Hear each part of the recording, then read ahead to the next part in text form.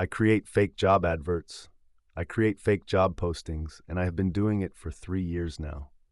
It sounds bad, and it is bad, but I have my own reasons for doing it. Basically, it's a way for me to meet people and just chat.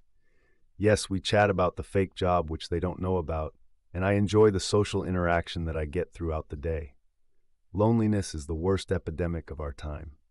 We all need human interaction, and making meaningful relationships are just so rare now.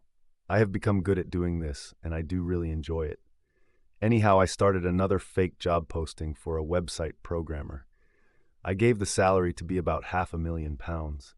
I myself simply work as self-employed for an agency, and they send me to various places to do various work, like gardening or maintenance work. Anyhow, I got loads of applications, and I chose one guy. This guy seemed like a nice dude, and I told him that the interview has 5 steps. Each of those steps will be conversational, and me getting to know what he is like. I ask him through generic questions, like his qualifications and which university he went to. He told me about his past jobs, and then the interview got more conversational. He started telling me about his father, and how his father had invented something incredible. This invention could calculate how many people there were in the room. It didn't sound so impressive, but his father was working for a top technology company at the time.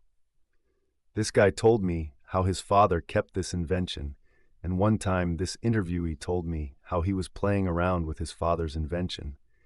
He asked the computer about how people there were in the world. The computer replied by saying, "There are 50 billion people in the world." And that shocked this interviewer. Then his father clocked him and shouted at him for using it. The reason this invention hadn't gone far was because the government didn't allow for it to go far. Because the government doesn't want people to know how many people there are in the world. Everyone thinks it's 8 billion, and the government wants to keep it that way, so they could secretly kill off the 42 billion. His father's machine could even tell whether you're part of the 42 billion that government want to kill off, or the 8 billion. It was impressive conspiracy shit that I didn't believe. Then it all came crashing down when he found out the job was a fake. He was set to expose me until I killed him in a field. I was surprised to find that there was no emotional soundtrack playing in the background to commemorate the end of this friendship. There was just silence with dogs barking and birds flying. I was surprised to find that I wasn't arrested, but rather men in suits took the body away. I guess he was part of the 42 billion that the government want to kill off.